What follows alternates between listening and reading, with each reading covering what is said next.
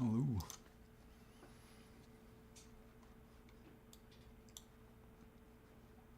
Hey, anybody there? I don't do this often. Can you guys hear me?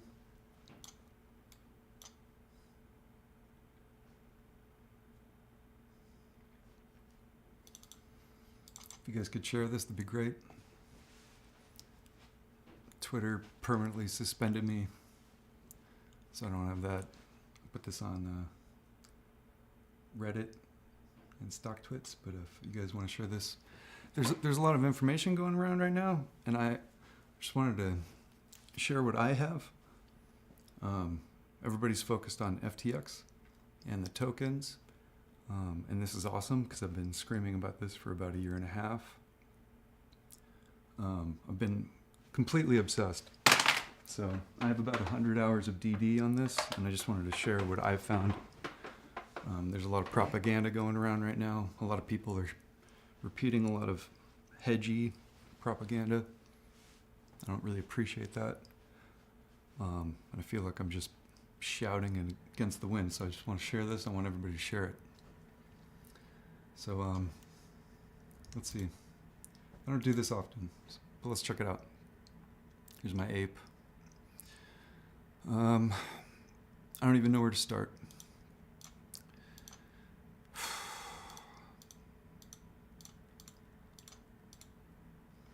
Let's start here. A lot of fun on GG lately. Not cool. GG's awesome. I'll show you why. First thing, this guy helped write the Dodd-Frank Act. It's like one of the largest regulatory frameworks to protect retail in history ever. He helped write that. Okay. Now in that,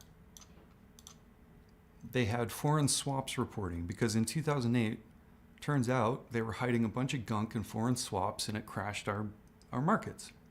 So he added reporting requirements for foreign swaps. So if you want to check out this article, they talk all about it.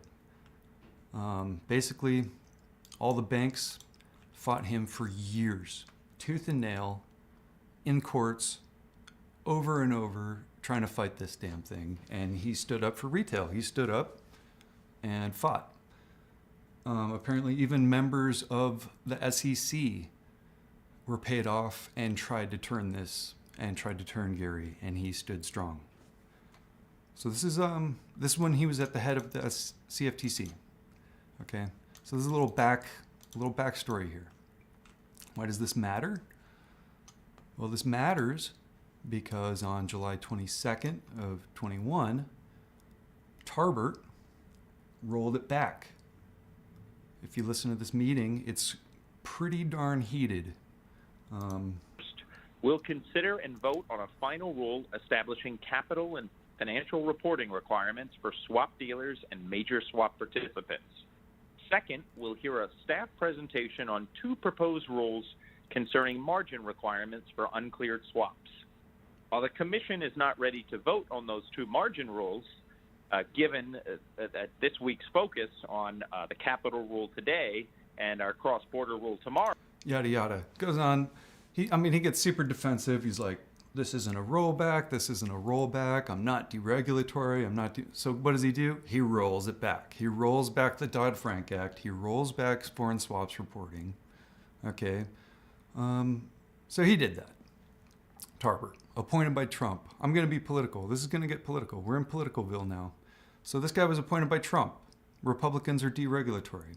He deregulated Dodd-Frank Act and rolled this back. The only person in here that opposed it is this guy, Berkovitz. And he's a Republican, but Berkovitz is old school Republican. This guy's by the book. Berkovitz is kind of a badass. I like him. He's cool.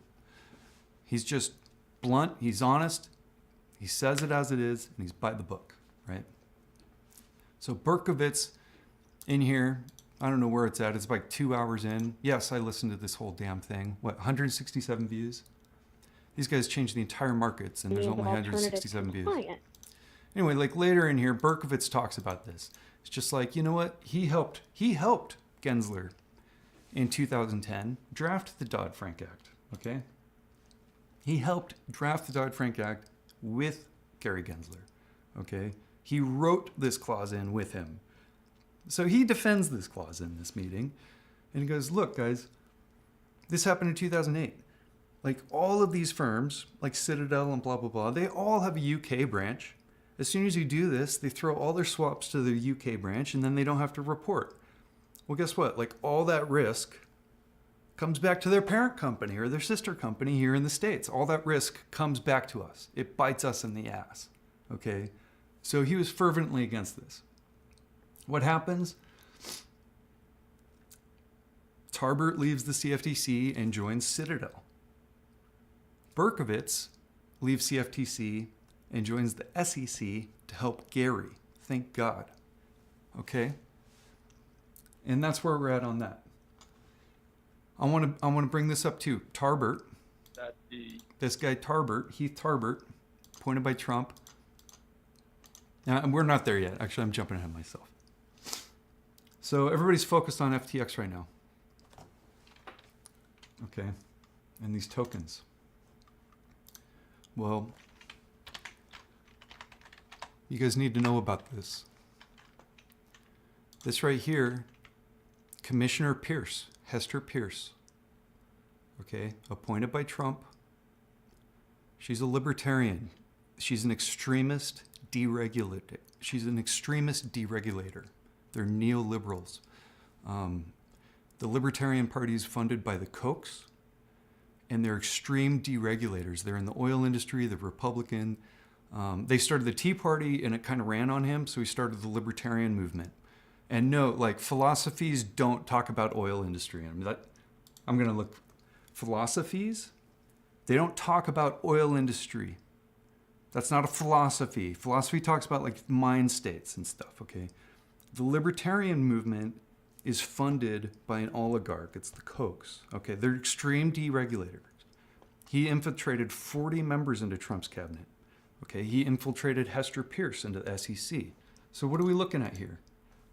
This is a safe harbor. Exemption for tokens. So what she did here is she gave FTX and tokenized securities 3 years safe harbor. It's basically, it was illegal, but with this, SEC is going to turn a blind eye for 3 years, and they're going to be able to do whatever they want to get everything set up. Okay? Hester did it. Hester Pierce. Hester Pierce allowed tokenized assets on FTX to function for 3 years. Now, if we go back to the CFTC here, when Tarbert left, this guy, Quintens, took over as chair. And by the way, these 3 on the right, they were all appointed by Trump. Quintens took over, and what did he do? We all remember this. They extended the swaps reporting, foreign swaps reporting, for 3 years. Okay, what is this safe harbor here? It's 3 years. They thought Republicans were going to win the midterms last week. Guess what?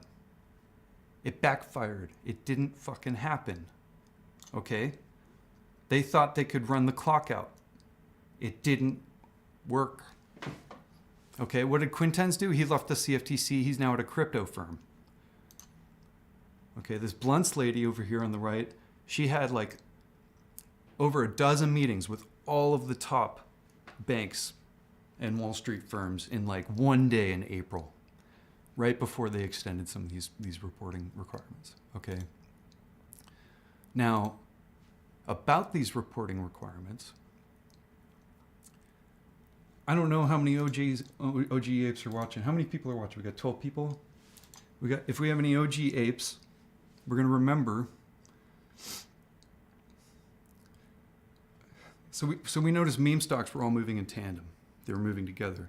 We were trying to figure out why, and we found out it's because they were putting in packaged. They were in packaged products, ETFs maybe. We also assumed swap baskets. So what we were looking out for was rollovers every month. If they were putting these in swap baskets, then we should see a rollover every month when these swaps expire. And we were seeing that. We were actually seeing evidence of this. And at some point, it stopped. What happened? I'll tell you what happened. This guy, Heath Tarbert, a few months before this meeting, approved of Ledger X. Okay?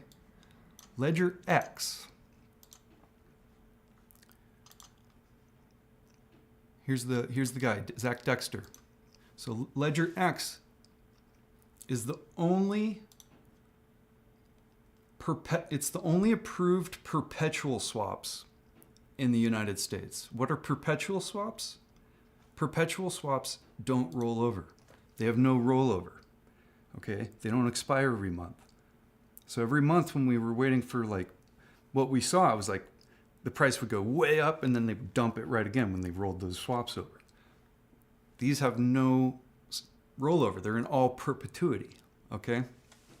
I mean, we can there's Zach's background.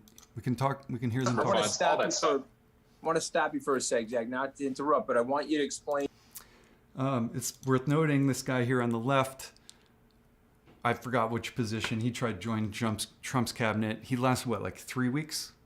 Is that Scaramucci or whatever? Yeah. Lasted 3 weeks because they found, the guy's kind of dirty. Explain to our viewers and listeners what Ledger X is, and then take them through that process of getting the approvals. Yeah. So we're a Bitcoin options platform. You can buy calls, sell calls, buy puts, sell puts on physical Bitcoin.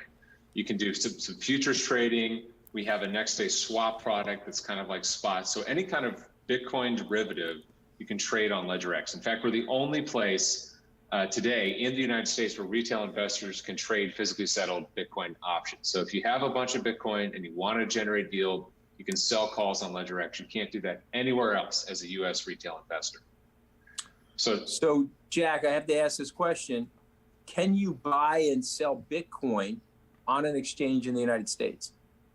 Yes. And that's Coinbase? Where else can you buy it? Gemini, Kraken, FTX US, there are a ton of platforms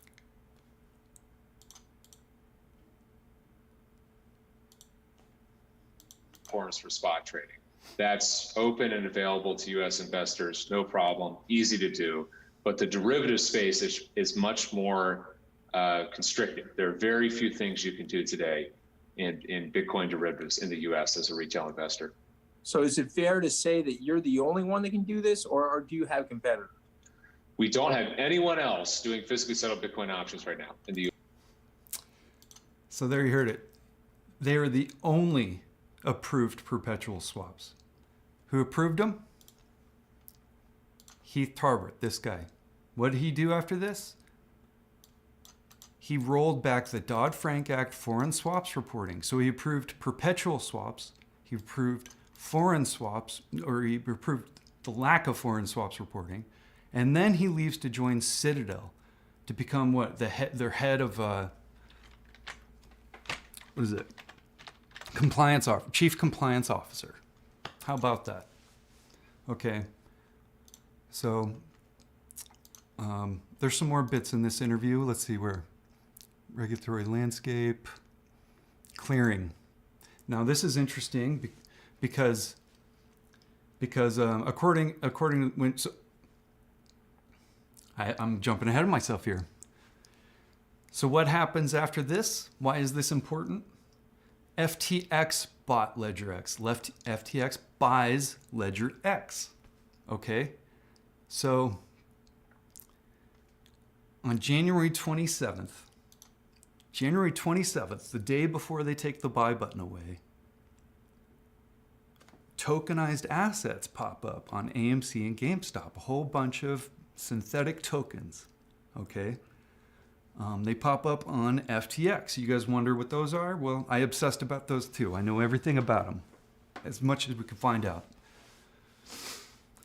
They were created on the January 27th by a think tank out of Switzerland, a super sketchy think tank affiliated with Cryptor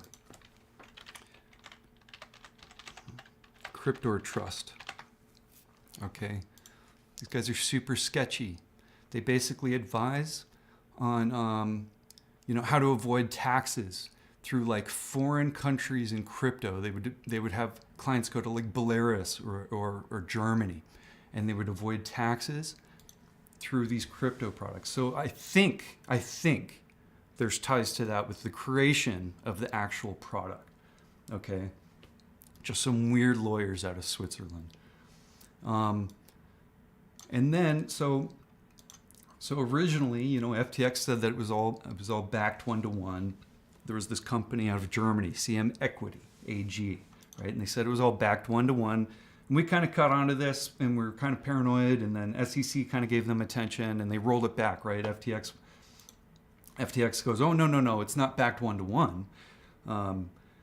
They're derivatives. They don't need to be backed. They just need to have some sort of. Basically, I looked up the filing from CM Equity. It's based out of Germany. They don't abide by the SEC, right? They have their own German market with their own German regulators. I mean, I don't read German. I did a German translation. It looked like it was backed by roughly $100 million. Okay, so the tokens on FTX are not backed by shares. According to the filings, they were backed by about $100 million each from CM Equity AG. And I feel like there's, you know, I was trying to find like somebody created it, but then AG was backing it. Super weird. So that's the answer on that. It's not backed 1-to-1 at all. Okay. Now, it got a little more attention from the SEC. Binance was dabbling in this stuff. Bitrex was dabbling in this stuff. Bitrex was actually under investigation. It was under FINRA and all. You can look up the FINRA stuff. We could do it right now. But Bitrex was caught with fraud, manipulation, all around these types of things. Binance backed out of the tokens. Bitrex backed out. They were in a mess, whatever. And then eventually, I feel like CM Equity kind of backed out of all of it and just left FTX on their own. It's kind of crazy. Like, everything kind of changed over time. Speaking of changing over time, we get back to this Ledger X thing.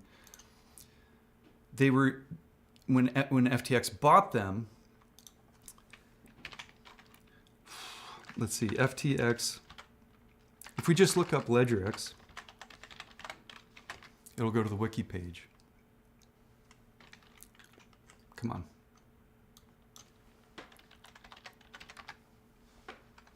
Investopia, right? So right here, FTX used of U.S. derivatives, formerly Ledger X. So they've renamed it FTX U.S. derivatives. Okay, it's not even supposed to be called Ledger X anymore.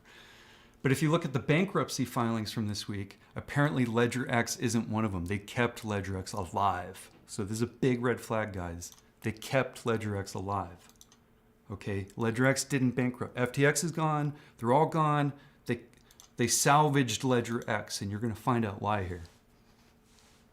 So, blah, blah, blah, Ledger X, formerly Ledger X. There's a whole thing in here, right here. Swap exec. We need to find the clearing.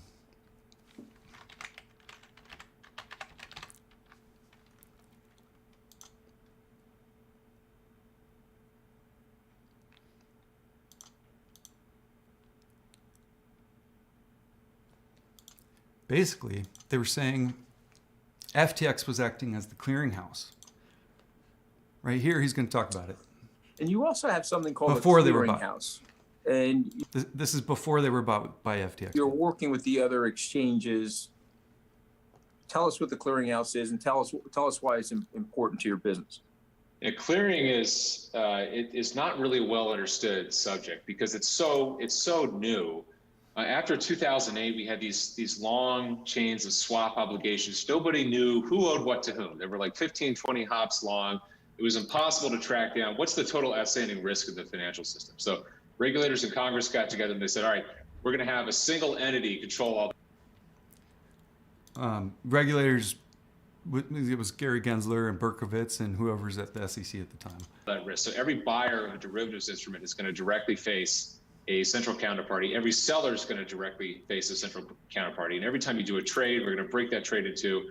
So there's no concept anymore of, all right, let's face our counterparty directly. That results in a system where you really can't measure the total outstanding risk in the financial system. So a clearinghouse is a central counterparty for derivatives trades. You have to have a clearinghouse if you want to offer interesting retail derivatives products. So we had to register not only the exchange, which was tough, we had to register the clearinghouse, which was very tough. There are very few active clearinghouses in the U.S. The clearinghouses manage customer funds, they manage all the risks. So the regulators really have to make sure that if you're operating a clearinghouse, you've got your risk modeling down pat. Okay. So let's take this in, what he just said. It's really hard to get a clearinghouse license through our regulators because they oversee all the risk and blah, blah, blah. And they're supposed to be the middleman between these two parties. Well, that means FTX and LedgerX, FTX, LedgerX, after they were won, became their own clearinghouse and handled their own risk. So that's kind of important. Let's keep moving. And if you guys are angry, I'm political. I want to back this up even further because this is political. This shouldn't be ignored. Let's look at the meme stock report.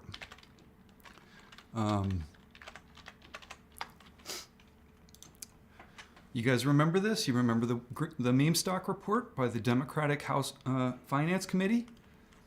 You remember this? They call out Robinhood, they call out DTCC, they call out Citadel. They show the text messages. They say this is wrong. You remember all this? They showed all this. They exposed all of this for us. Okay? They did that. That was the meme stock report. They said they needed legislation to protect us. Of course, they couldn't do that with Sinema and Manchin in there and every single Republican that would oppose them. Okay? So they couldn't pass anything because it was compromised. We had two senators that would not go along with that. Sinema always took Wall Street's side. Okay? She was compromised. So everybody knows about the meme stock report. But for some reason, nobody is talking about Republicans' rebuttal to that report right here. Republicans correct the record regarding meme stocks. Okay, what are they going to correct here? Do you want me to read this whole damn thing? They call us crazy. They say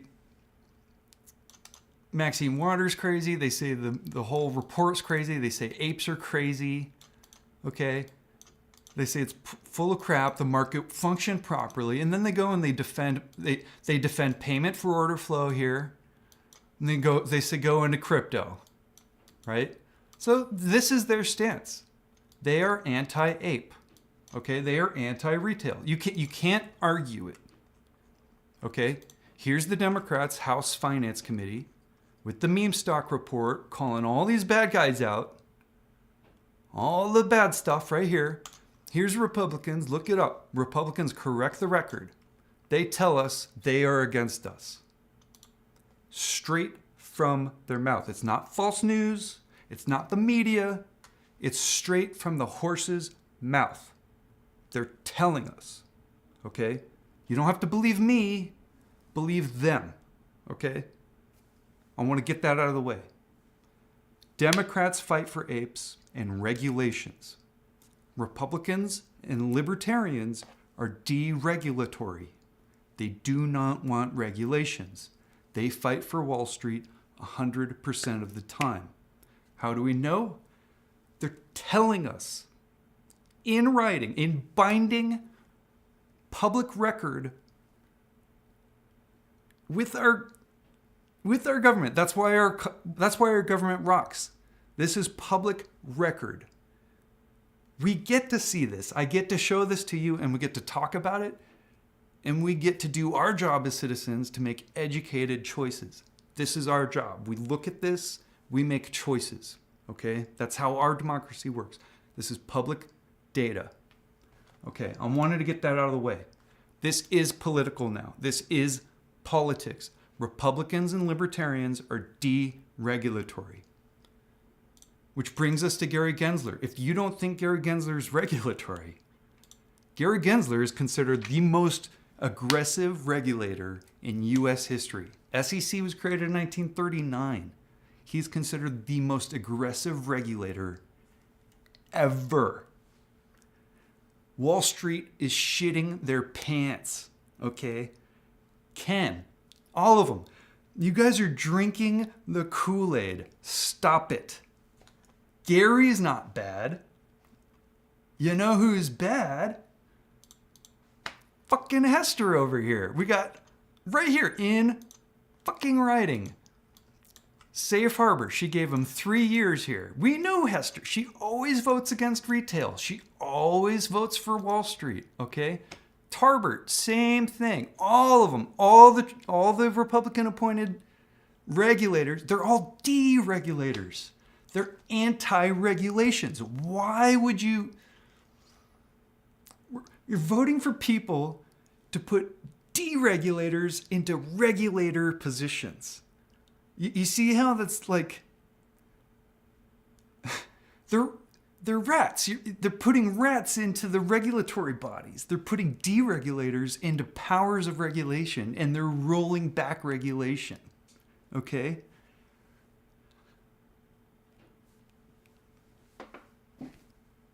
I can't get any more clear than that. I could show it in writing, proof over and over and over again. Okay? It's just the way the world is. You want to say the SEC was helping them? Hester was helping FTX. But I was watching very closely. FTX went to the SEC. Remember when everybody was saying crypto isn't securities? Guess what? Crypto is securities. It falls under the SEC. Okay? FTX went to the SEC, and that's the answer they got, and that's not the answer they, So what did they do? They run to the CFTC. Okay? FTX stopped talking to the SEC. They were not friendly. So what do they do? What do you do when mommy says no? You go to daddy. When daddy says no, you go to mommy. Okay? So they went to the CFTC where they knew would get whatever the fuck they wanted, and they were. Okay? So CFTC's, if anybody watched those, they said they were doing like open meetings with they were pulling a Hester. Okay, so what she does, she goes, I would love to talk to anybody about this stuff. Please, let's just talk about it. Okay, right? It's open, it's public. If we talk about it, it seems like we're transparent. But really, they were agenda-based. Okay, they were like, we're gonna have open, public, transparent meetings on this. But really, they were just saying they were listening to people, but it was just to push it through. Okay, and you'll see it in the meeting. There's people saying exact stuff I'm saying. Like, this introduces risks to our market, systemic risks. You can't. FTX was proposing. Oh my God, it was just mad. If you actually watch that, FTX was proposing to be the oversight. They were proposing to be the margin callers. In fact, we can go back to this Ledger X thing. It gets hairier. Like, he talks about the margin call system here. Where do we get there? Leveraging, perpetual swaps. John Darcy, fellow Tar Heel. I know you went to Emory, but you see yourself as a Tar Heel. I mean, who's kidding who? Go ahead. Yeah. And by the like way, I said, Zach, if grew up he in asks a Chapel really Hill, good, Zach. Two of Zach, my if he asks a siblings. really good, I'm talking over Darcy. I don't care. Zach, if he asks a really good question, don't say, "Oh, that's a really good question." Okay, can you promise me that, Zach? I'm one of your investors. Simple. Essentially, it's a leverage spot product. So everybody wants to trade crypto, right? And a lot of people want to trade it on leverage. The easiest conception, the most simple conception of a leveraged crypto product is the perpetual swap. It's a future that doesn't have an expiration date. So there's no, it's March 28th, futures are going to roll off. You got a leg into another future, and in the following month, You got to have a trading team for that. It's a pain in the butt. So essentially, it's just a way to get leveraged spot exposure. It's super simple. The other aspect of the perpetual future that I think is not as well understood by the public at this point is the margin model behind it. So it turns out that overseas, the way these things trade and the way they're margined, you get liquidated super fast if your position goes underwater. Here in the US, all of the margin lending at the brokers and the clearinghouses, most of it is recourse lending. So people can come after your house if you can't, come through on your margin obligations at your broker with the clearinghouse. Okay, now he's talking about retail here, but this goes for institutions too. So we've all been waiting for margin calls, right? Where's margin? Where's margin? Okay, well, so these crypto products, these tokens, they're in wallet accounts. I don't know if you mess with crypto, but you get a wallet, right? Now, what he's talking about here is leverage, and he'll get into it. We can finish overseas. The way things work, if you go underwater, you get liquidated instantly. So it's actually a lower risk to trade. And so that's what he's saying here is like, so instead of a stock market, instead of getting margin called, right, and your whole company could go bankrupt, if you use these products, you set up a wallet, and that wallet can be liquidated, and you're fine.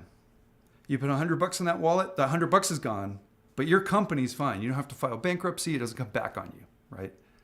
So here we are. We're apes. We think they're putting risk or FTDs into these, and instead of getting margin called, they're offloading risk onto these markets just to liquidate.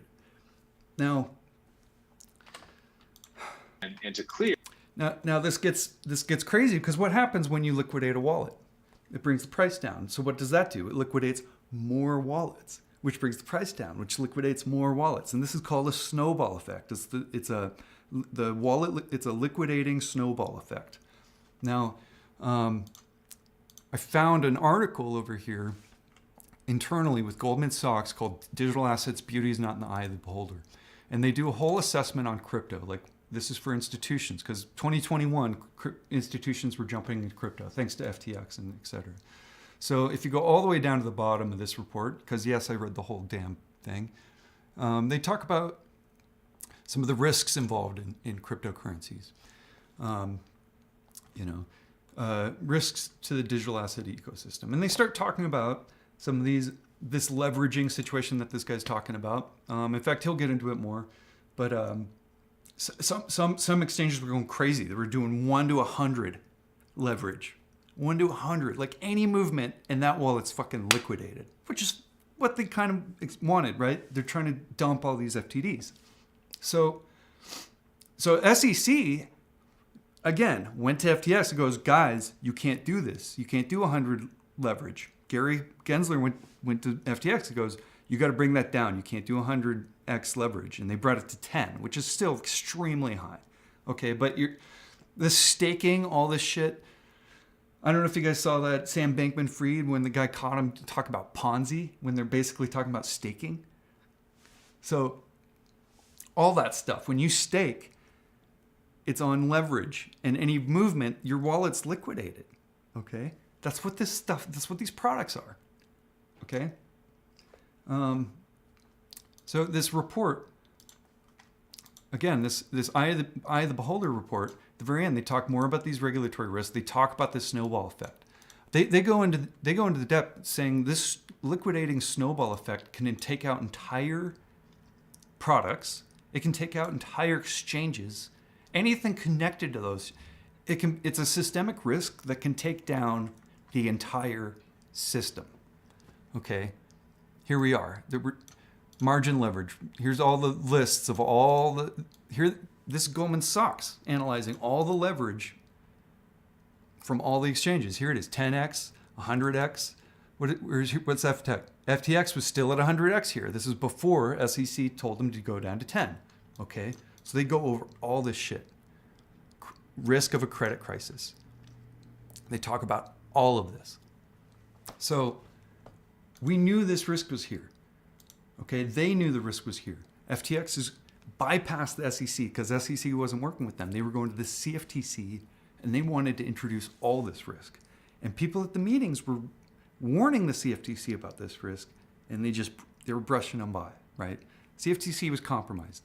I want to point out all of the regulatory bodies we have, they're all SROs. They're all self-regulatory. Okay? SEC is the only non-SRO regulatory body we have. Okay? They're the only one that has oversight. Okay? The rest of them, they're self-regulatory. They're just as willy-nilly as the DTCC, all of them. Okay? They're self-regulatory. Okay? They cop themselves. I want to point out, SEC is the only one that isn't. Okay? SEC isn't the bad guy. Gary Gensler is not the bad guy. And you guys are drinking the hedgy Kool-Aid. Stop it. Okay? Money has power. It's very fucking powerful. Stop it. Stop spreading their fucking Kool-Aid. SEC fights for retail. It's the only entity fighting for retail. Don't fuck it up.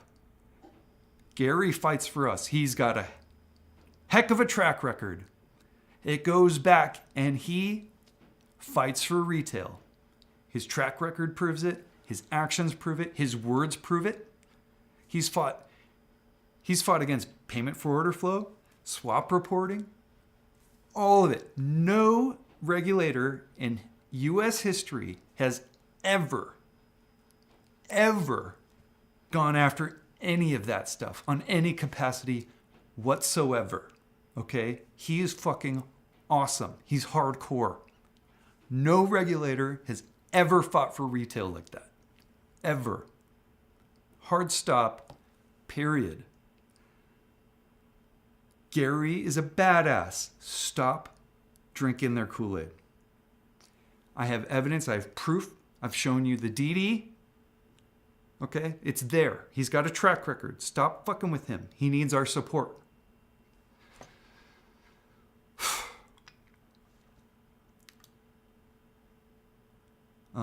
And it's frustrating because money is powerful and I'm a nobody.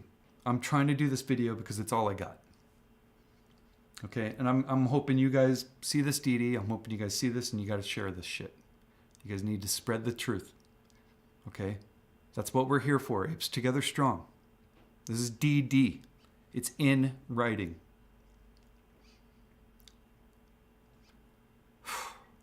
Okay, where do I go from here? Let's go to the tokens. Now, what's crazy about this, sure, we saw the tokens on AMC. I didn't know about these till just yesterday. Okay? Etherscan, wrapped AMC. Look at this. Everybody look at this. Share this fucking video right now. Look at that.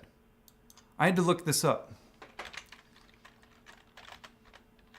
Quadrillion. How many digits? There's 15 zeros after quadrillion. There's 15 digits there. That is 8 quadrillion. Like, I'm gonna fucking cry saying that. Like, my little fucking tiny brain,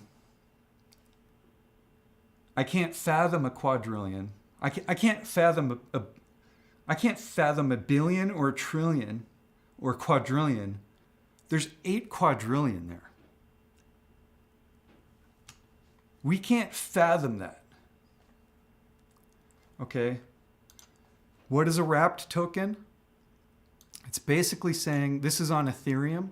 It's basically a wrapped token lets it go across chains. The tokens on FTX were on Solana blockchain, and we can get into that later, Solana. And this one's on Ethereum. So you're like, well, what's the issue? The FTX tokens are on Solana. This one's on Ethereum. Well, they created Wormhole. It's an interoperability protocol. This allows them to cross 17 chains. And that's what these wrapped assets do. Wrapped assets allow them to intermingle across different blockchains, from Bitcoin to Ethereum, from Solana to Ethereum, from Uniswap to whatever. You could swap, you can cross them all over. It's a big web. And we go back to that report. You have these liquidation events. Anything connected is part of that risk. Okay. Guys, 8 fucking quadrillion. With a Q. Quadrillion.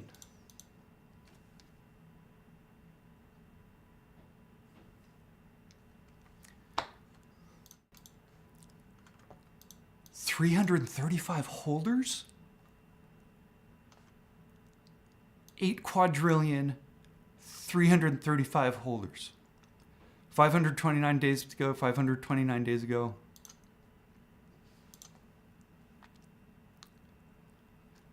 Something's weird.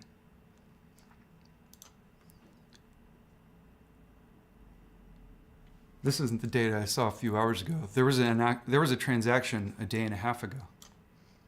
Are there apes with eyes on this? There was a transaction a day and a half ago. I swear. I'm looking it up on my phone now. Now I'm kind of freaking out. I took a snapshot. Right here. Can I get that? Shit. Not getting it. Multi-call. 1 day, 10 hours ago. Is this a different product? Can't be. Fucking blockchain. We need to talk about that too. Everybody's saying blockchain's the solution. The events from this week disprove that. The events from FTX prove that blockchain doesn't fix synthetics. They just go click and they print more. Here's 8 quadrillion just in this basket. Blockchain doesn't solve this. Okay. So you can trace them back. Okay. It's on the chain, you know. Oh, okay. 0xA9D1B, blah, blah, blah. They did this. Okay, find them. Get them. They're a bad guy. You don't know who they are. Doesn't solve anything. You're not getting anybody. Okay? So I don't know what answers this is solving. You're not catching anybody. You're just giving them tools for crime. It's deregulated. It's Wild West. They can do whatever they want.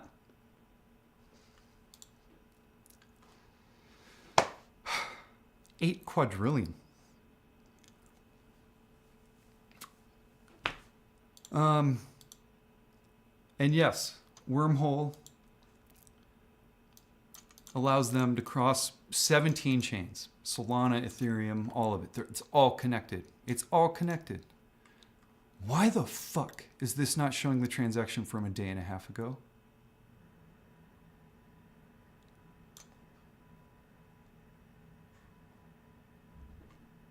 It was over 100 million in quantity. It's just disappeared.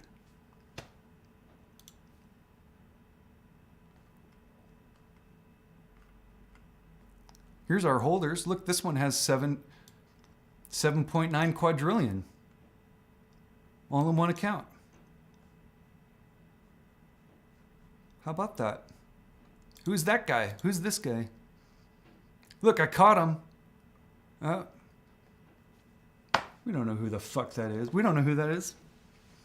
That's 071B7ECD. Whoever that is, they got 8 quadrillion wrapped AMC tokens. Busted. All right. It's the Wild West, man. This is what deregulated markets are. It's just criminals doing criminal things, and you can't do shit about it. Everybody just lost their money with FTX. What are they going to do? They can't do anything. Oh, protect us, regulators. You jumped in a product that wasn't protected by regulators. That's on you. You drank the Kool-Aid. Hopefully you'll learn your lesson. But you're not. You guys are attacking Gary. You're attacking SEC.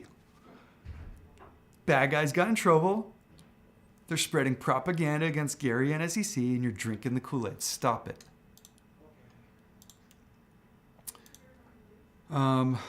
Oh yeah, I did. I pulled this up. CFTC was extending the swaps reporting. Oh, I did pull this up. Where is it? Right here. They extended the temporary no action letter to derivatives. They extended it 3 years, right? Here it is, right here. Ledger X. Exemption from specified Part 39 regulations applicable to derivatives clearing organizations due to Ledger X's fully collateralized clearing model. Yeah. You heard it. Here it is, right here. They gave them an exemption.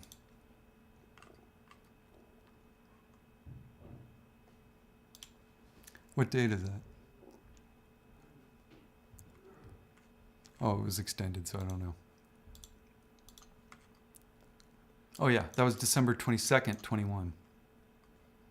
Almost less than a year ago. So there you go. Tarbert approved Ledger X. He rolled back swaps recording. Quintens and Blunts extended it. It can't get much more clear than that. And then right here, Commissioner Pierce. Oh, you guys want to see something cool too? Commissioner Pierce, Safe Harbor. If you go to, I don't know if you guys code, I code. This is GitHub. This is where you trade code. So if you go to the issues here, you know, AMC GME. I'm representing here. Getting suspicious of AMC tokens not being backed by real shares. Might be affecting stocks market 1-to-1. Naked shorting, market cap. Sus could be affirmation that I'm not crazy. I thought it was crazy. Everybody said I was wrong. This is July 1st, 2021.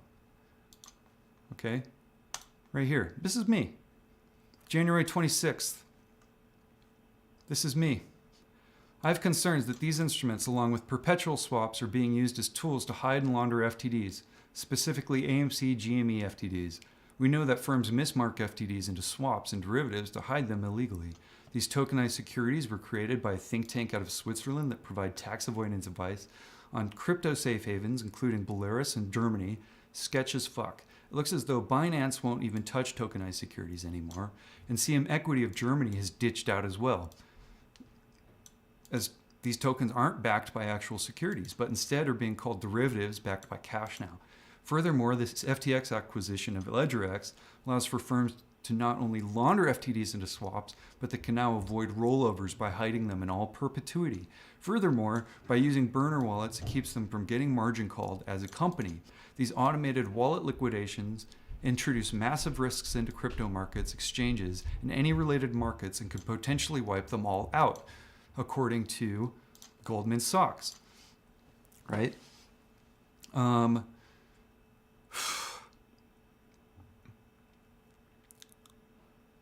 Especially when over-leveraging is involved. And we know they were doing that. They just admitted it this week. They were over-leveraging in FTX with intermingled funds. Since tokenized assets tie these markets into our stock market, it introduces systemic risks into our markets as well. Considering the tokenization of securities, the acquisition of LedgerX, the umbrella of deregulation and lack of reporting, the skirting of derivatives reporting through recent CFTC changes, Tarbert, specific partnerships of major institutions, including Citadel, Paradigm, Sequoia. You guys remember when Ken said that crypto was anti-American and evil, and then 2 months later he joins up with Sequoia and Paradigm? Virtue, jump trading. Let's talk about jump trading. Okay, Jump Trading handles the crypto side of FTX. It's rumored that Jump Trading has the largest Dogecoin wallet. Okay, they pump Doge after all this. Okay, same with these products. So Jump Trading handled the crypto side of Robinhood. They have the largest Dogecoin wallet. Jump Trading worked with FTX. They handled Pyth. What was Pyth? Pyth is an oracle. Okay. Pyth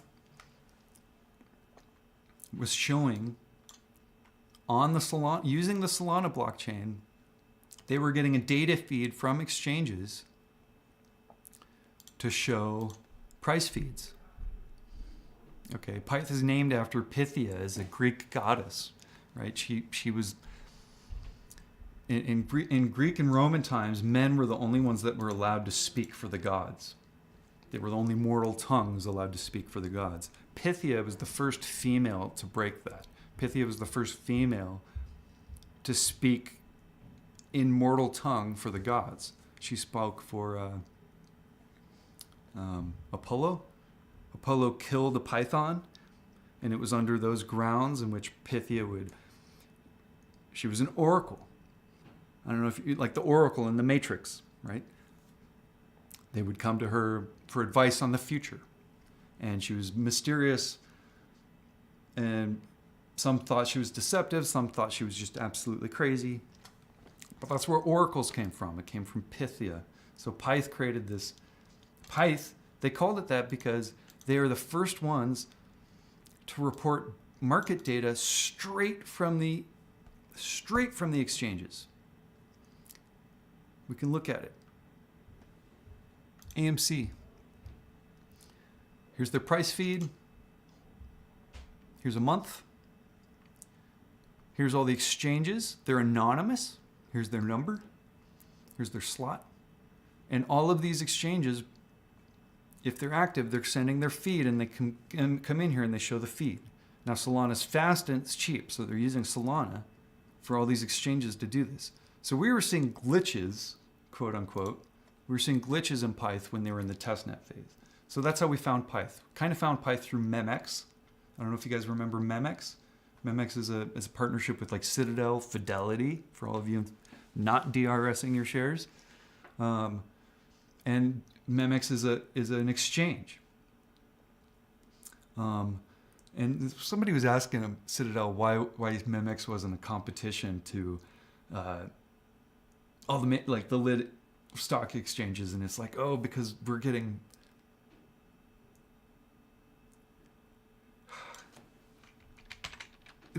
it was I think it had to do with the lending, with basically naked shares and the lending and all this excess that's helping everybody. But so that's how we found Pyth. Now, who helped write Pyth? It was one of the coders with Solana called Bartosz Lipinski. Okay.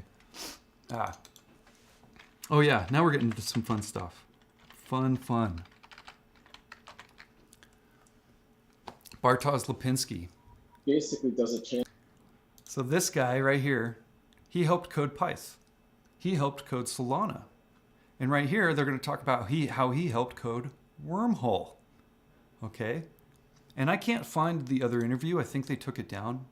But he has an interview where he talks about how he would go into these Chicago institutions and he would help code for them. And he coded swaps systems with them. And they basically, like, somebody works for a firm like Citadel, they just go to work and they're doing swaps, right? What they don't know is underneath the hood, this guy coded code that would convert their normal swaps thing with like traditional finance, TradeFi, and it converted it to DeFi under the hood into a token, and right, and then it would get sent to their UK branch, right? And then they could do these swaps on their UK branch where it wouldn't have to be reported. So somebody in the United States could click a button, confirm like this, and under the hood, it would send it to their UK branch, convert it to, or they could probably convert it to a token first, send it to the UK branch, and they can do all this stuff, whatever these firms want to do, in the dark, on the DeFi, on the foreign dark, and it's just integrated, right? Like, so TradeFi, they don't know. They're just clicking a button, but under the hood, it's doing all this DeFi shit. Okay, now this guy helped code all this stuff. He helped code Pyth. He helped code Solana. He helped code Wormhole. He helped code the degenerate apes.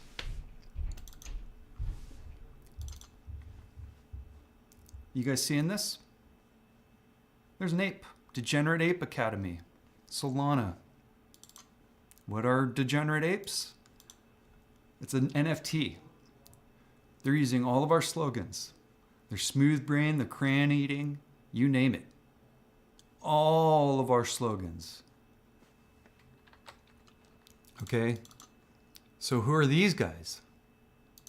That guy right there, that's Jordan Prince. He used to work at Citadel. Citadel. Solana. Jordan Prince. They created these. He left Citadel in March of 21. Here's his team. Metaplex crew. Bartosz Lipinski. That same programmer. They're all a big family here. They're all ex-Citadel guys.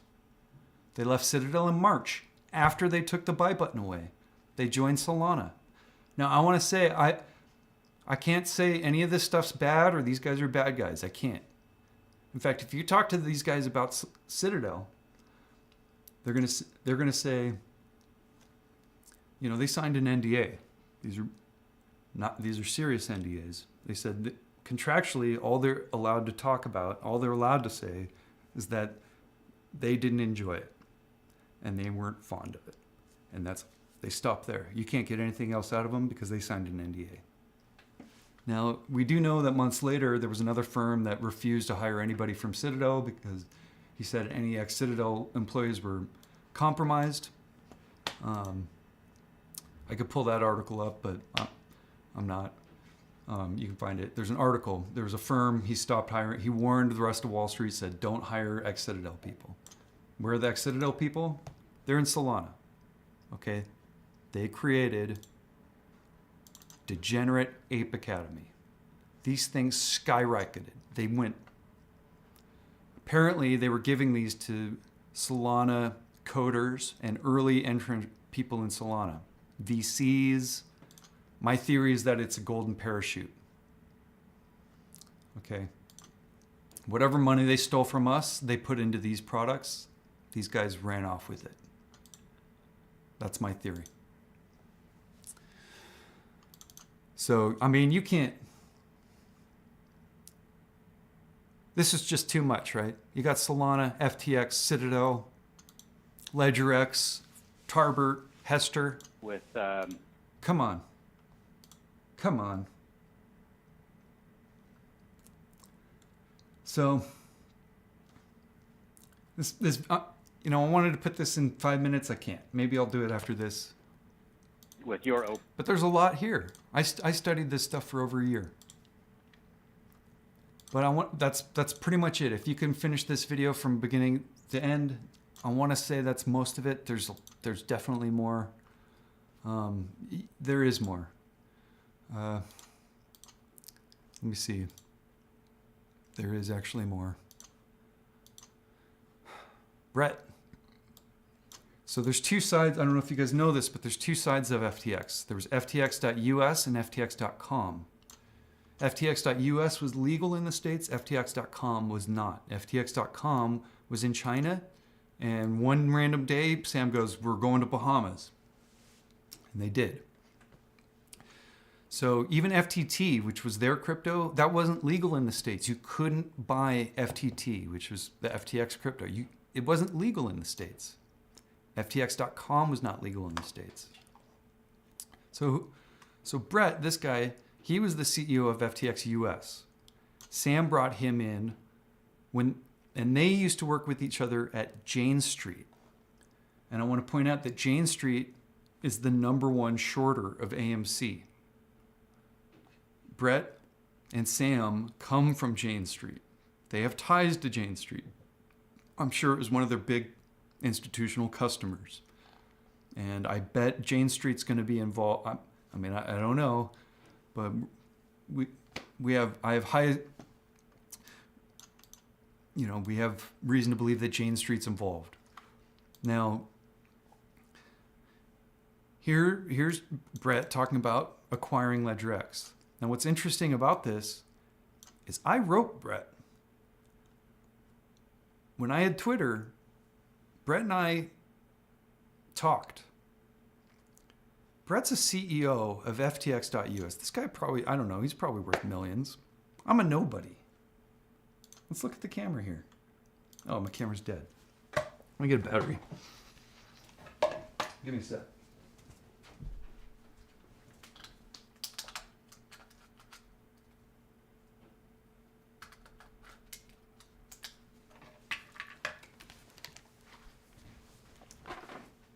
Let's see.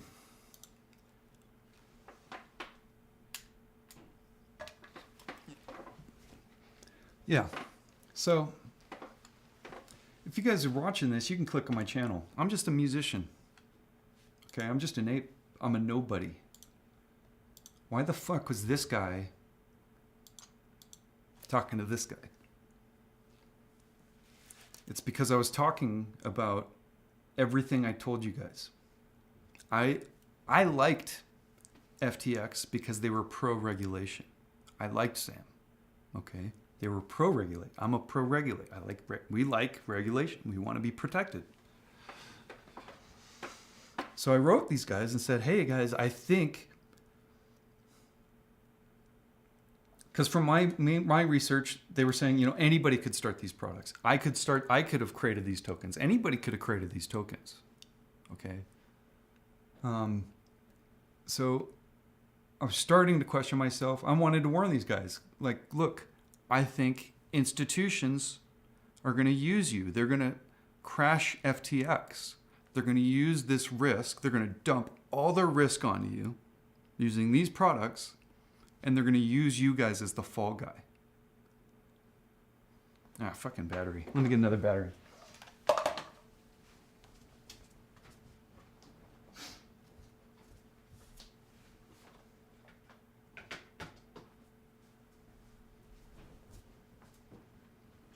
I don't know if anybody's listening to me or if anybody's watching this.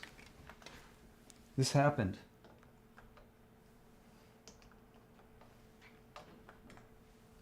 Ah, come on.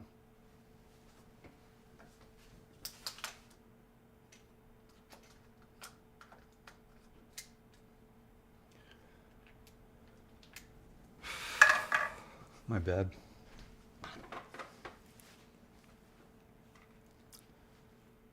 So this happened. I talked to this guy, and I told him everything. I said, look, guys, I think they're dumping their failure FTDs. I think they're dumping their risk into these products, and they're loading it onto you guys, and they're going to use you guys as the fall guy. You're pro-regulators. They hate you guys. Okay? They're dumping their risk on you, and they're going to crash you.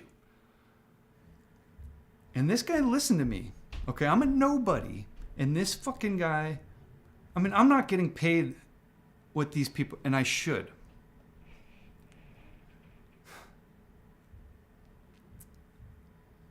So what happens? A couple weeks later, they acquire LedgerX. And I write him again. I go, whoa, dude, after everything I told you about, you guys are going to do this? And we talk some more. And I conversed with him over the months, over all this stuff, and he listened. And I got a little crazy. I got tinfoily. And then when the GameStop thing happened, I actually thought they actually had a big partnership. And I wrote him, I was like, dude, I apologize. I thought GameStop I thought everything was good. And I thought they partnered, and it was just a gift card. Okay, they didn't partner. But I looked this week, all my messages with him were deleted. They're gone now. Everything before the gift card, it's gone. Either he or FTX deleted all of my messages with them, okay? So somebody's covering up their trail. Now, I've written people I'm trying to share this. Nobody's listening to me. I feel like I'm, again, just screaming into the wind here. I wrote Brett with FTX. I told him about all of this stuff. FTX can't say they weren't aware. If any of this stuff is true, if any of this is true, because I don't know, FTX can't claim they didn't know, because he listened to me and they knew, and I warned them about this. So if any of this is related, if any of this shit is true, FTX knew. Now, they might have deleted those messages, but, you know, pinch myself here. I think I screen grabbed all of it. God help me. I hope I did. I think I saved all those messages. But if not, you know, I'll witness. I'll testify. But I'm saying it right here. I'm telling you guys, I talked to FTX before they acquired LedgerX. I told them about all this stuff. I talked to Pyth about all this stuff. 2 days after I talked to Pyth, the guy I'm talking to, Jump Trading puts him up. Who's that guy? I don't even want to look it up. Every time I talk to these people, they would get a pay raise or bump. I think instead of listening to me, they were like, ooh, a product we can sell. They need our products to get out of their shithole, to get out of these meme stock. They have all this risk and failure to delivers, and our products will help them. They didn't listen to me. These products destroyed them. This is my theory. But yeah, Jump Trading, I talked to that guy 2 days later. They announce him, they give him a raise and all this stuff, and then they said they were going to be more public and transparent, blah, blah, blah. They're not. Even if you read the news, they're like, oh, the crypto side of Robinhood, blah, blah, blah. They'll never say their name. It's Jump Trading. Trump Trading is the crypto side of Robinhood. Okay? So when we screwed Robinhood, Robinhood goes, hey guys, we need your help. You remember the big Dogecoin pump after that? Okay? Now you got Elon dumping on GG. And I want to point out, I was banned permanently from Twitter 2 days before Elon started dumping on GG. I don't know why. I'm banned permanently. Free speech my ass. The only thing I was talking about was meme stocks and defending Gary Gensler and saying oligarchs are bad, and, you know, because they are. And yeah, free speech my ass. They banned me permanently. So that's why I'm doing this, because I'm getting cut off here. I can't post on half these Reddit things for God knows whatever reason. I'll spend 10 hours writing DD, and then the moderators say it's kicked off. So I'm done. I can't do that anymore. I won't do that anymore. But this is it. Maybe I can do a smaller video. I just had to get this off my chest. It's all here. It's all here. But let's see. Yeah, so what happens? This guy, Brett, he stepped down, like a month ago? 3 weeks ago? 4 weeks ago? He acquires LedgerX. He steps down for LedgerX. Guess who replaces this guy? Guess who replaces him?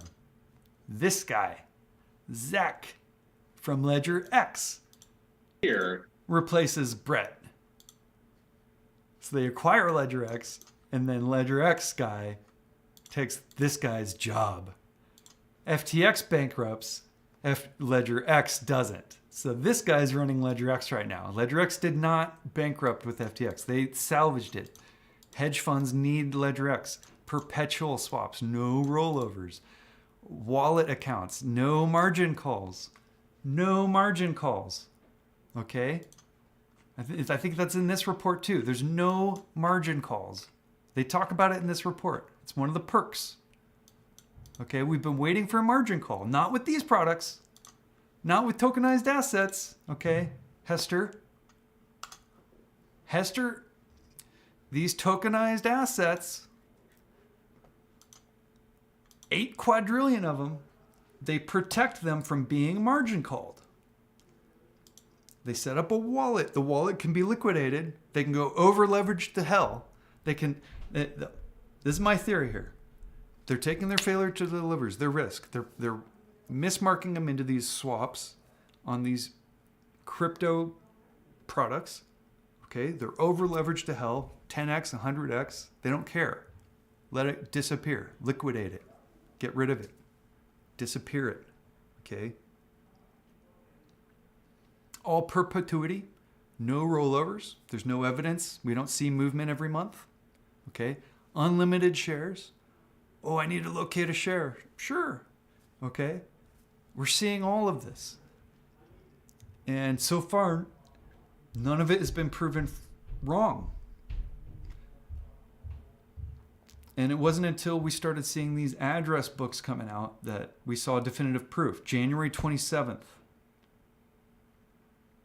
the day before they stopped the buy button, they introduced these products. Now, if it was just me or you introducing a product, because we can. I almost made an LMNOP product on Solana just for fun. Right? And I was going to write a whole thing saying this is for fun. If you invest in this, you're going to lose all your money.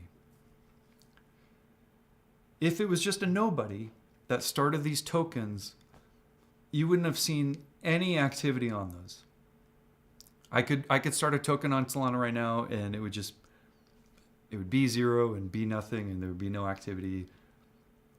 But that's not what we saw. They started these tokens on January 27th, 2021, and that night at midnight, hundreds of thousands of millions of transactions happened on those tokenized securities on January 27th, 2021.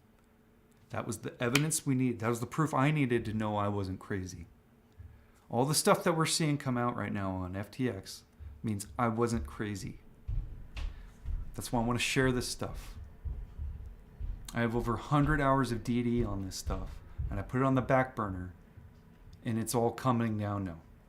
I was right this whole time. And I can prove it. It's right here. It's in writing. Hiding FTDs, January 26th by Ear Juice. That's me. I'm doxxed. I don't give a fuck. I called all of this out on January 26th. And I'm going to tell the world, I reported this. I didn't just keep it to myself. I reported it.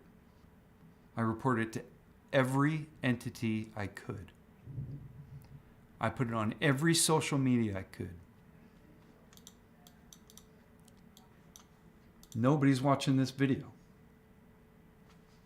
I'm screaming into the wind. It's all here. That's why I'm making this video, and I'm probably going to unlist this video. It won't be public. I don't want people checking out music and seeing this weird random rant from me. But I'm going to keep it as historic record. It'll be unlisted. If you have this link, you can watch it, you can share it, but I'm going to delist this.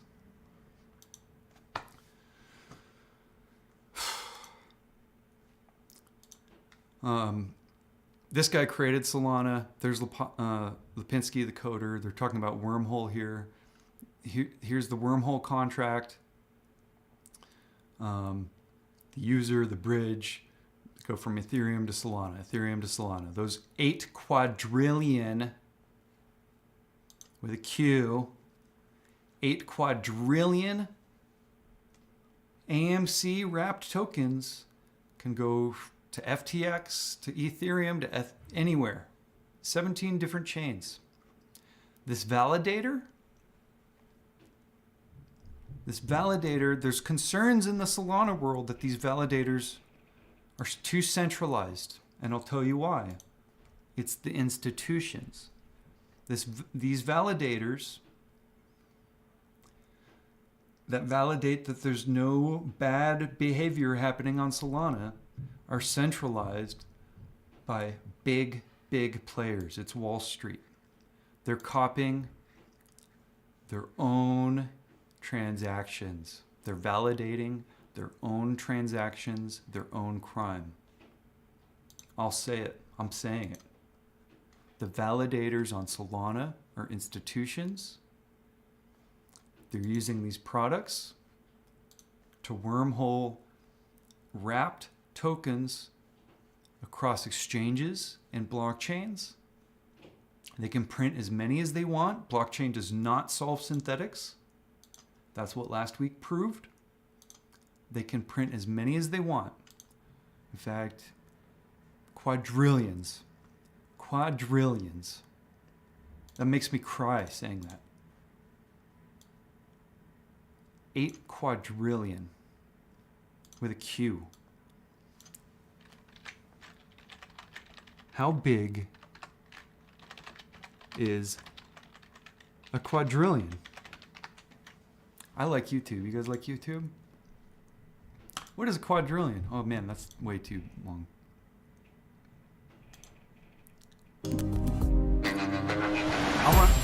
I want to know what a quadrillion is. That's your ad for the day. There's 100.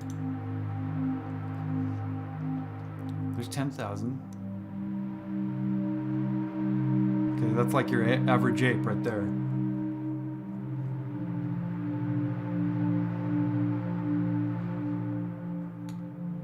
Yep. Let's go. Come on. 100 million. The music's just so dramatic. Let's visualize this. We need to visualize this. We can't comprehend this number. It's too fucking big, guys. What's our national debt? Like 30 trillion? 8 quadrillion wrapped AMC assets that can be wormholed across 17 different blockchains to various DeFi exchanges. There's 1 trillion. Visually, that's 1 trillion. 28 trillion in physical form of hundreds, right? God, this music's so dramatic. I should play my own music. Oh. Dude, we're not even close to a quadrillion yet. There's 1 quadrillion. That's what your 1 quadrillion looks like, guys. Down there, that's 1 trillion. 1 trillion, 1 quadrillion. Okay? 1 trillion, 1 quadrillion. Okay? 8. 8 of those in wrapped AMC that can be wormholed across 17 different blockchains through Ledger X, right? We're recapping through all this through Ledger X with perpetual swaps, no rollovers, using wallet accounts, so no margin calls. It doesn't come back to your company. That wallet can get liquidated, but it doesn't come back to your company. You'll never get a margin call. Okay. What else do we need here? I want my whistleblower reward. I told authorities about this. I've told Homeland Security about this. Okay, I'm tired of being the guy screaming into the wind about this. I care about my country. I care about my markets. I care about this stuff. And people... I need to chill out, man.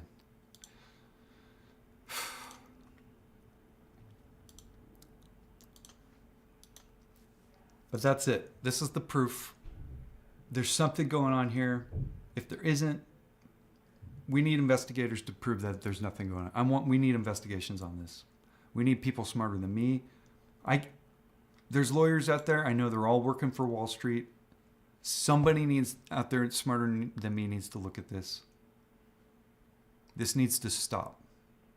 8 quadrillion wrapped AMC that can be wormholed across 17 different blockchains to different exchanges in the dark, unreported, in foreign swaps, in perpetual swaps, on wallets that can be liquidated, that don't come back to margin call your company. What else? What other proof can I show? I mean, Hester Pierce, appointed by Trump, libertarian, funded by the Kochs, gave him a 3-year safe harbor. They thought the Republicans were going to win the midterms last week. It didn't happen. Okay? Republicans are going to fight. They're going to be anti-Gary. They're going to be anti-regulation. They're going to be pro-PFOF. They're going to be pro-crypto.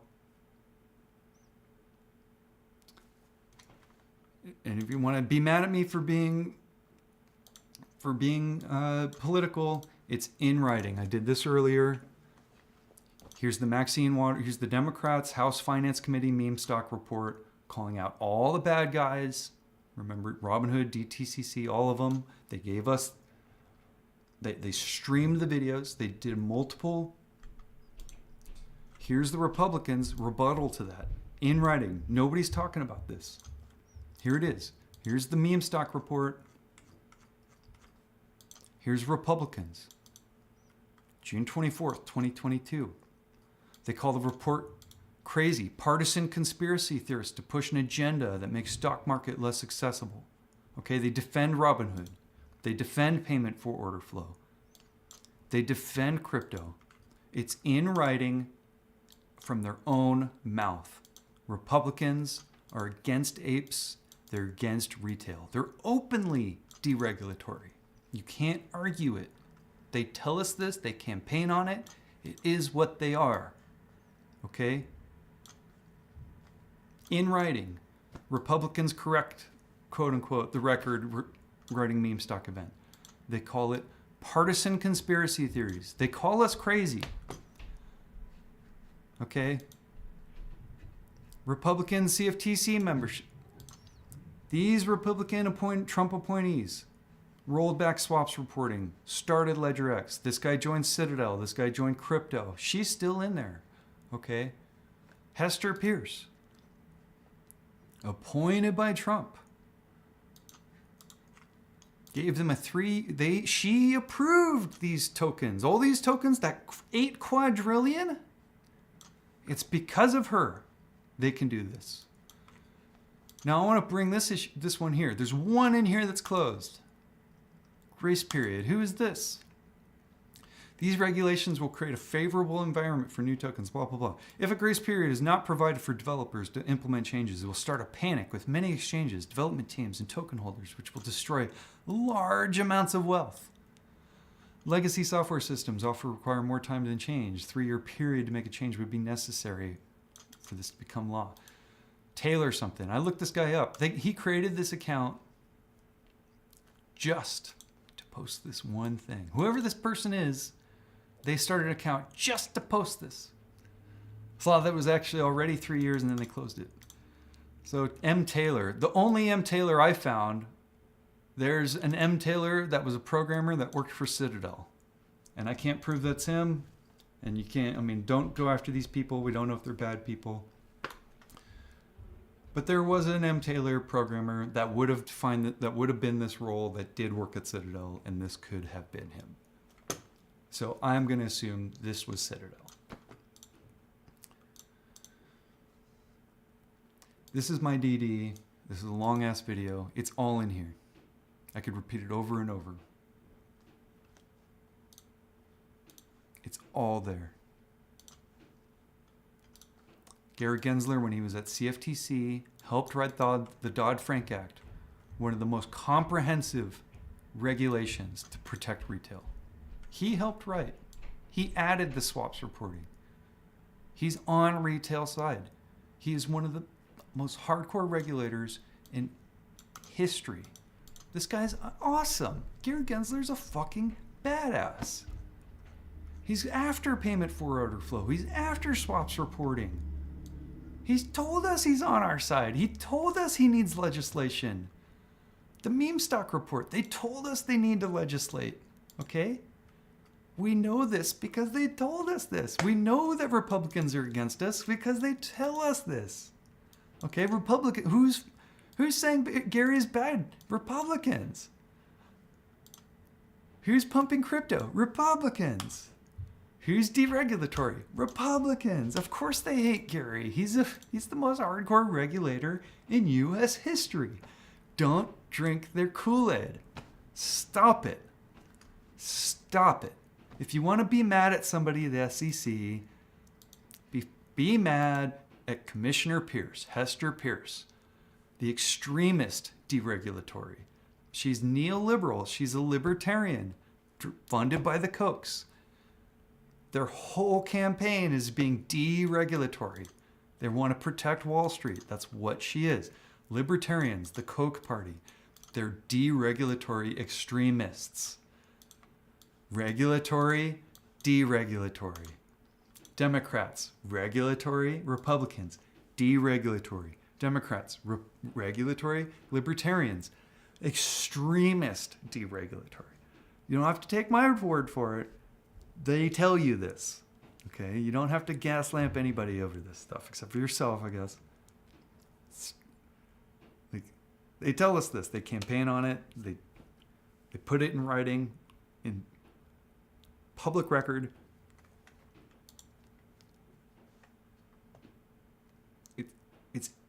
You can't argue it.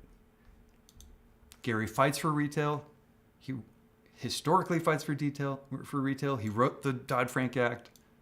He's after them. They want him gone. They want Hester.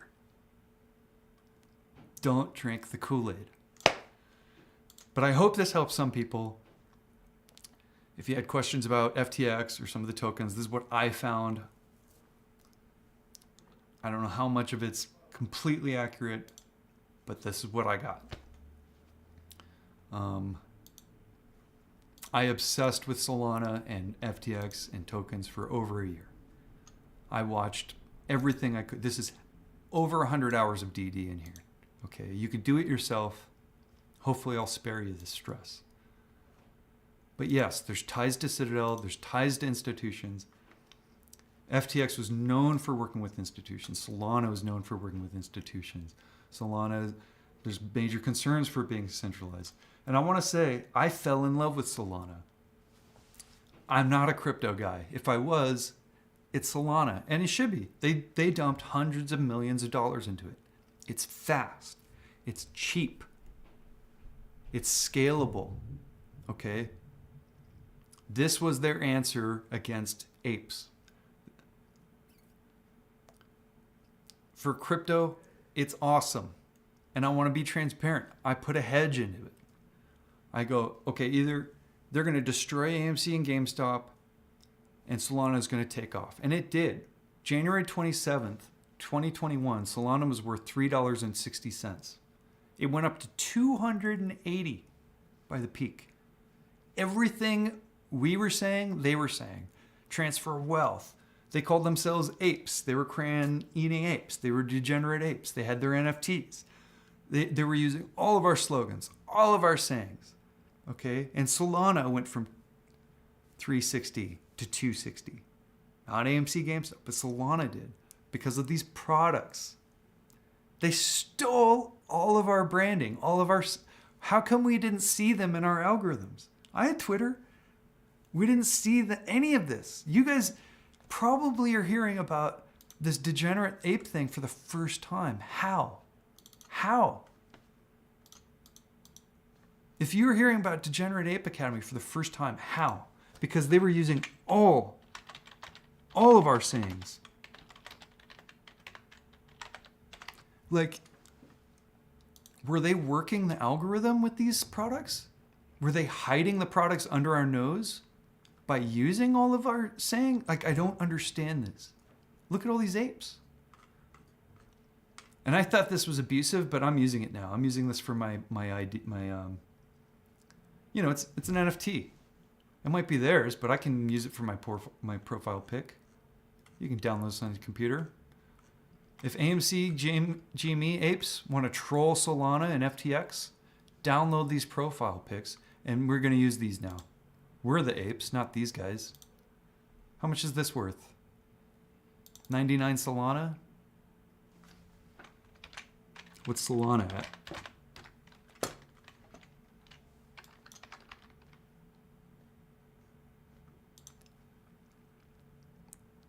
13.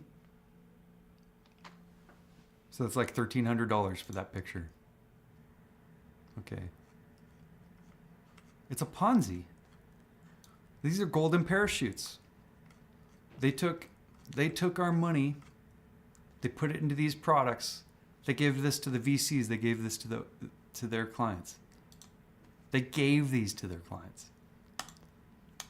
I'm telling you.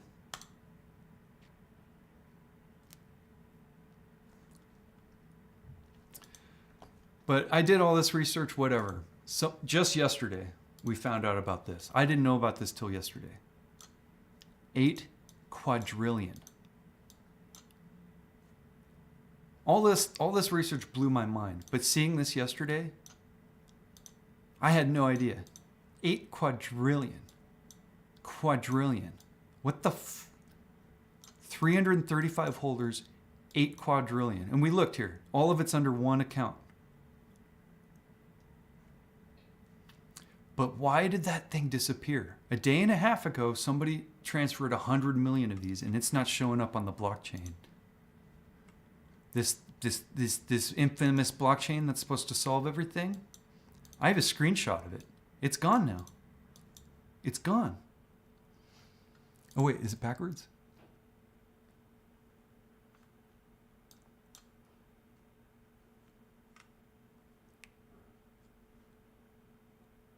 It is. No. Oh yeah, and this was created in June. Remember our June run-up that went smashed? That's when these were created. 8 quadrillion of them. In June. Right here. And look at that. Right off the bat. What is that? 1,000, million, billion, 38 trillion. Right off the bat. Right there. Is that 15? It's 1,000, million, billion, trillion. What is this? What is this? We can't fathom these numbers. And this was created in June during our run-up. Wrapped AMC. And we know they had the tools. We know they had all the tools. They had tokenized assets, which Hester Pierce gave them. They had wormholes, so they could cross it to anybody they wanted. All their buddies in TradeFi were getting in on this.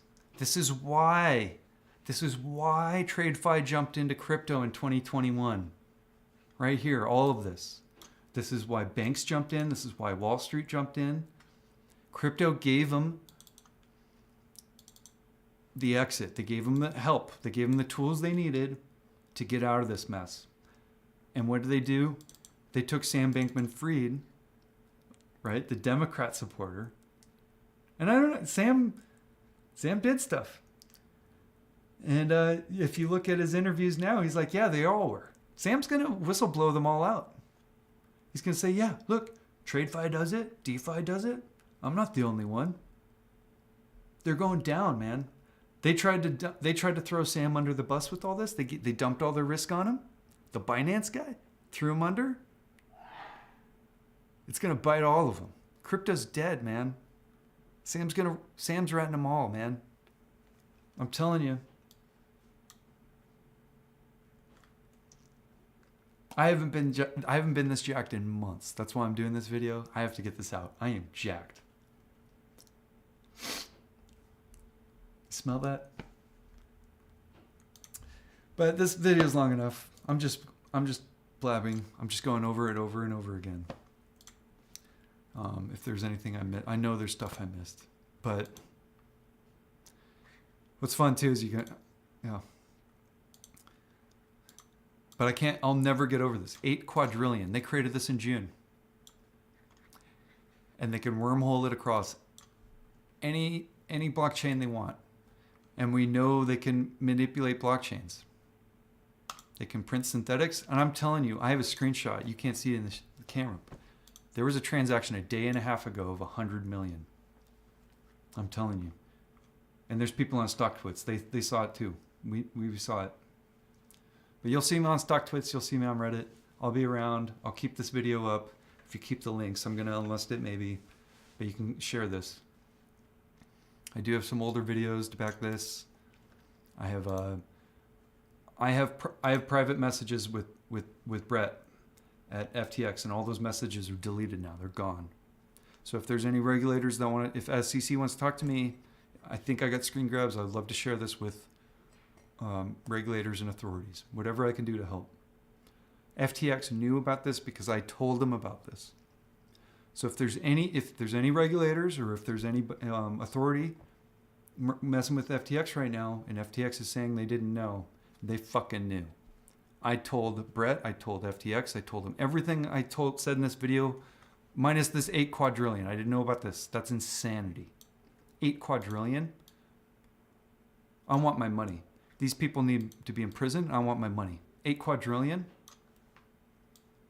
These are criminals. I want my money. They stole from me. I'm permanently fucked up now in the head because of these fuckers. I want my money and then some. These people owe me. I want a lawyer. I know they bought all the good lawyers up. I want my money. This is wrong. 8 quadrillion wrapped AMC. 8 quadrillion. Quadrillion with a Q. I want investigators on this. I want to help. I want my money. I'm done being a poor musician. I want my money. I want money. I want to help other musicians. I want to do good things with my life. I'm going to invest in stocks. I want to help American companies accumulate capital for them to be successful in America. That's why we have a stock market. High frequency trading and derivative products have no place in our stock market. We have a stock market to create capital to support American businesses.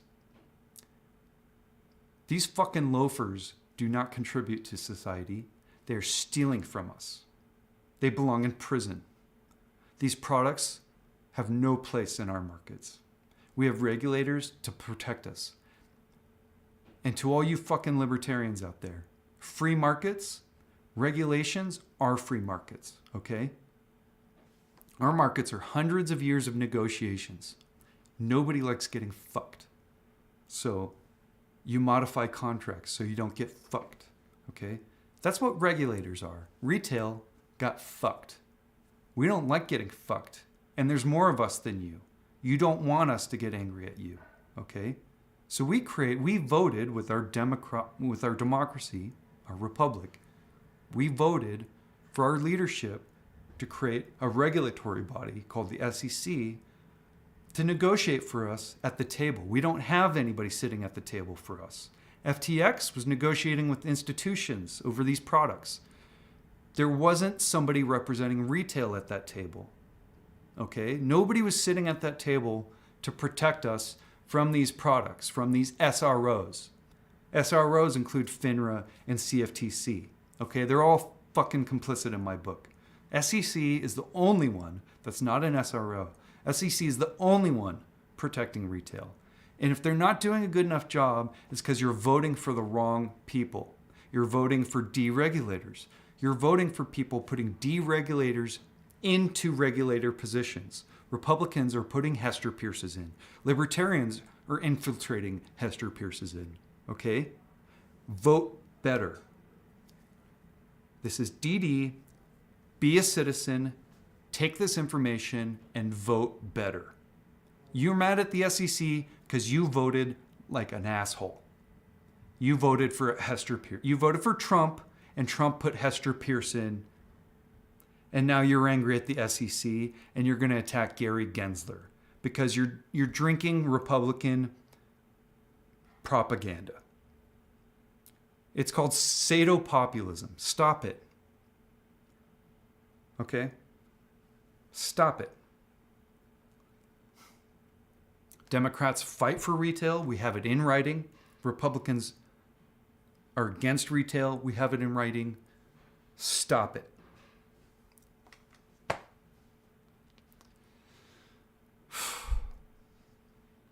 I'm going to stop there because after this, I get really angry. And that Blunts guy, I like him. he's kind of on the opposite spectrum of me. And I think this data could probably bring him over. If you're listening, Blunts, I've watched your videos. I feel like you're like my doppelganger on the other side. But look at this DD, buddy. You guys, apes, look at this DD. Republicans are not on our side. Okay? Stop it. Stop attacking Gary Gensler. He's the only one helping us. He needs our support. Democrats need us. We need to pass this legislation. And hopefully we will. I'm actually really excited about these times. We are going to get regulations out of this. And we need to stay focused. We need to do this right. Okay, we need to support the right people. We need regulations on this. This is the time. This is exciting. But we also need a lawyer. The 8 quadrillion AMC, I'm probably going to report this right after this video. If they don't already know, they need to know. 8 quadrillion between Wormhole and Serum and this created in June. And why are things disappearing from the blockchain? Why? Anyway, hope this helped people. I know I'm a stress case. I know I'm crazy. No, actually, I was just proving that I wasn't crazy this week, and that's why I'm excited. I had this DD for over a year, and I just had to put it on the back burner because until anything happened, it was just a theory. I wasn't proven wrong, but I wasn't proven right yet either. I could have been just fucking crazy. But after what we've seen this week, and after this new information, after seeing these ledgers, the ledgers from January 27th on the tokens, these ledgers from June on these 8 quadrillion tokens, I know I'm not crazy now. Okay, I want to share this information. This is important. This is our markets. I'm fighting. Wall Street owns the media. Don't drink their Kool-Aid. Look up who owns the company that's writing your articles. Okay? These politicians, look at if they're regulatory or not. And it's kind of obvious what they are. They tell us. They campaign on it. So stop drinking their Kool-Aid. Gary Gensler's on our side. And right here, I have it in writing. Hester Pierce gave them safe harbor. Hester Pierce used her authority at the SEC to turn a blind eye. She gave them 3 years. They thought Republicans were going to win the midterms. They extended swaps reporting 3 years. They thought Republicans were going to win the midterms. It backfired. It all backfired. Thank God.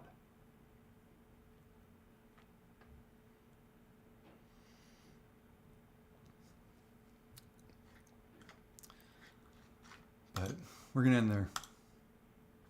I love you all.